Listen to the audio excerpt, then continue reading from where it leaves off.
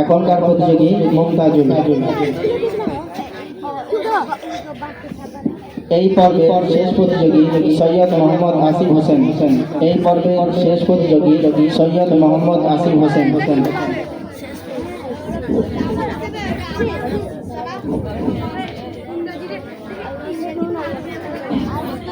আসসালামু আলাইকুম ওয়া রাহমাতুল্লাহি ওয়া বারাকাতুহু।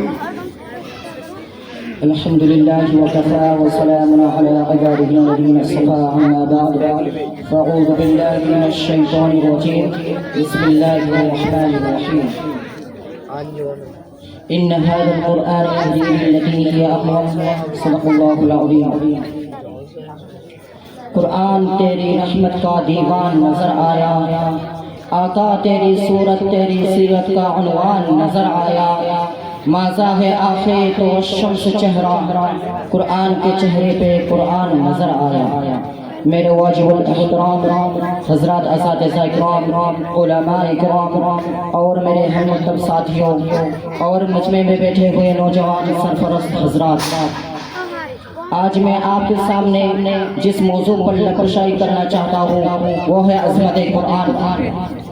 قرآن مجید صرف کتاب نہیں بلکہ کتاب ہدا ہے، یہ صرف کتاب نہیں بلکہ کتاب شفا ہے، یہ صرف کتاب نہیں بلکہ کتاب رحمت ہے، یہ صرف کتاب نہیں بلکہ کتاب برکت ہے، یہ صرف کتاب نہیں بلکہ کتاب سعادت ہے، یہ صرف کتاب نہیں بلکہ کتاب سیرت ہے، یہ صرف کتاب نہیں بلکہ کتاب ثواب ہے۔ یہ کتاب اتنی بڑی اور لاجواب کتاب ہے، اس کتاب نے روئے زمین پر ایسا انقلاب برپا کیا۔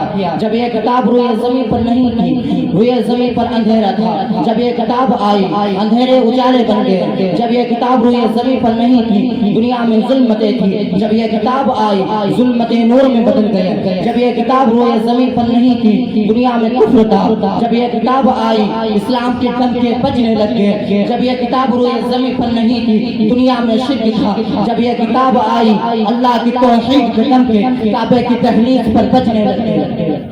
محترم محتشم ذی وقار، قرآن مجید وہ عظمت والی کتاب ہے جس کے اندر کسی شک و شبہ کی گنجائش نہیں۔ قرآن مجید وہ عظمت والی کتاب ہے جو ہمارے لیے رہبر ہے۔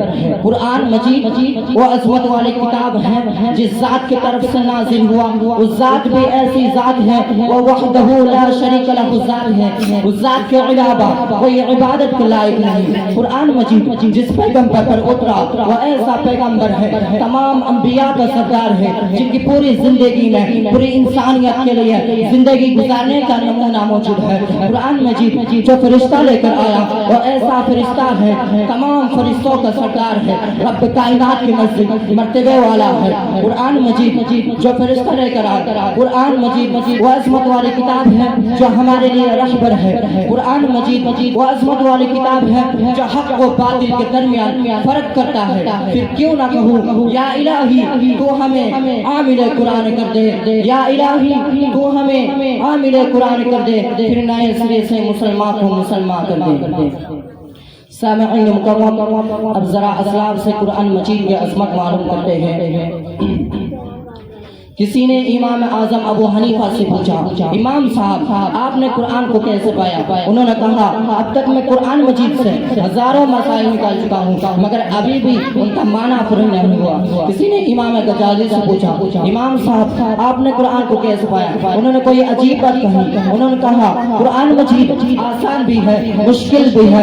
آسان تو اتنا ہے کسی بھی 8 سال کے بچے کے سینے میں اتر جاتا ہے، محفوظ ہو جاتا ہے۔ مشکل اتنا ہے 1400 سال سے علماء مفتیان مفسرین قرآن میں ہوتا چلتا مگر ابھی تک اس موضوع کو حاصل کرنے میں کوئی کامیاب نہ ہو سکا۔ کسی نے امام احمد بن حنبل سے پوچھا، امام صاحب آپ نے قرآن کو کیسے پایا؟ انہوں نے کوئی عجیب بات کہی، انہوں نے کہا ایک دفعہ میں نے قوم میں اللہ کی زیارت کی، اللہ سے میں نے پوچھا یا اللہ تو نے سب سے محبوب چیز کون سی ہے؟ جواب ملا قرآن۔ پھر میں نے پوچھا فَأَمَّنَّهُ كَانَ غِلَافَ بِهِ، سمجھ کر پڑھے تب تجھے پسند، بغیر سمجھے پڑھے تب تجھے پسند۔ جواب ملا فَأَمَّنَّهُ كَانَ غِلَافَ بِهِ، اے احمد جو کچھ تو سمجھ کر پڑھتا ہے تب بھی مجھے پسند، جو کچھ بغیر سمجھا پڑھتا ہے تب بھی مجھے پسند۔ سیر کہنے پر مجبور ہو گیا، عظمت قرآن کی خاطر ہم جان نچھاور کر دیں گے، عظمت قرآن کی خاطر ہم جان نچھاور کر دیں گے۔ اگر وقت نے ہمیں منہ مانگا وقت کے دامن بھر دیں گے۔ وما علینا الا البلاغ۔